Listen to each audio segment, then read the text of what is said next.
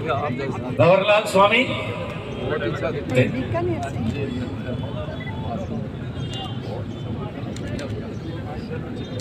Divisional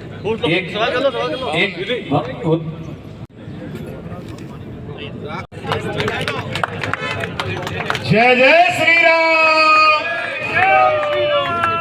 और अब मैं बिना किसी औपचारिकता के देश के प्रति अपने कर्तव्य को ना भूलने वाली प्रतीक्षा और तपस्या आज वीर सावरकर जिनकी प्रतिमा का यहाँ अनावरण हुआ है, निश्चित रूप से वो हमारे हृदय में के तौर पर, और ये विषय महत्वपूर्ण था, बड़ा था, इसलिए ये कैबिनेट में आया। लेकिन अंग्रेज जो शासन छोड़ के गए सत्ता का हस्तांतरण करके, तो नेहरू जी को प्रधानमंत्री कैबिनेट में आया। ये मैं अडवाणी जी की पुस्तक से बोल रहा हूँ जी। प्रतिमा का अनावरण हुआ है, वो पौरुष का, साहस का, राष्ट्रभक्ति का, तो ये कई तरह गुलाम बढ़ी ना तो आराम। आज मुझे बहुत आनंद है। देश सदैव सावरकर को हृदय में रखता है, क्योंकि लोगों नीचे कर था चिरंजीवी है, कालजयी है। समुद्र की उताल तरंगों में पौरुष का अभिलेख नीचे कौन ने कर रहे थे थाना, मैं कर छू ऊपर बते के साथ आइए ने दबा रखियो तू यातनाएं झेली, फिर भी अपने राष्ट्र की निष्ठा को कहीं टूटने नहीं दिया। वो हमारे प्रेरणा पुंज हैं, प्रेरणा पुरुष हैं। अरे वो किराया का अनावरण हुआ, मुझे बहुत आनंद। आज की पुण्यतिथि है और पुण्यतिथि के अवसर पर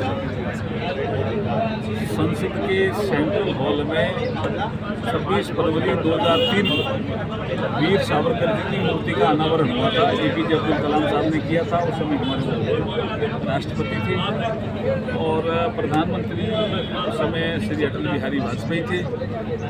और ये निर्णय हुआ कि वीर सावरकर जी की याद में मूर्ति का अनावरण होना चाहिए। बहुत आर्टिकल छपे। कांग्रेस के नेताओं ने उस समय भी तय किया कि हम इस जो सेंट्रल हॉल में प्रोग्राम हो रहा है उसका बहिष्कार करेंगे। उन्होंने उस समय भी बहिष्कार किया। उस समय कांग्रेस की और आज यहाँ बीकानेर में ये वीर सावरकर जी का अनावरण हो रहा है 60 साल बाद मूर्ति का।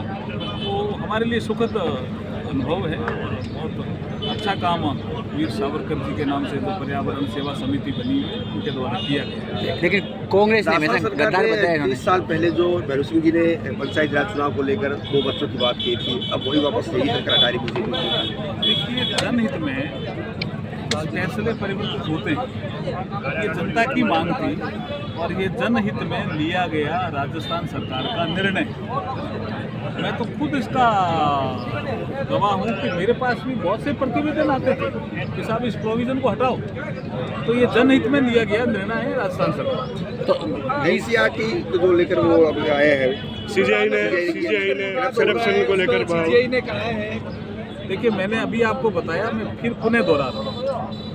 जब ये विषय सरकार के ध्यान में आया, एक शिक्षा मंत्रालय में एक बैठक हुई, समीक्षा बैठक हुई और उसमें तय किया गया ये पाठ जो है ये इसका पाठ नहीं रहेगा। अब वो पुस्तक भी मेरे ख्याल में हटा ली गई है NCERT के सिलेबस से। और सुप्रीम कोर्ट में भी कल जब मामला किसी ने इसको मेंशन किया कोर्ट नंबर 1 में, तो हमारे ऑनरेबल CJI सूर्यकांत जी ने जो टिप्पणी की थी वो भी सबके ध्यान में है। लेकिन अभी मामला हट गया, किताब से ही हट गया, पाठ किताब भी हट गई है, तो मामला सेटल हो। सर, राहुल गांधी ने प्रधानमंत्री मोदी के दौरे को लेकर कई सवाल उठाए हैं कि वो ट्रेड डील को छोड़ के और वहाँ चले गए इजराइल के दौरे। देखिए, राहुल गांधी जी जो या तो तथ्यों की जानकारी नहीं है या वो बिना समझे तथ्यों को परखे बोलते हैं।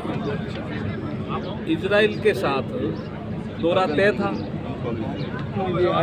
और वहाँ सर्वोच्च सम्मान मिलना, प्रधानमंत्री जी का सपत्नीक प्रोटोकॉल तोड़ करके भारत के प्रधानमंत्री जी का एयरपोर्ट पर स्वागत करना, इजराइल की संसद में प्रधानमंत्री जी का बोलना, ये भारत के लिए गौरव के क्षण है। उनको ऐसी आलोचना नहीं करनी चाहिए। वो आलोचना करें हमारे नरेंद्र मोदी जी की, हमारी सरकार की करें, लेकिन वो देश की आलोचना नहीं करें। देश उनको देश की आलोचना करने का अधिकार नहीं देता है।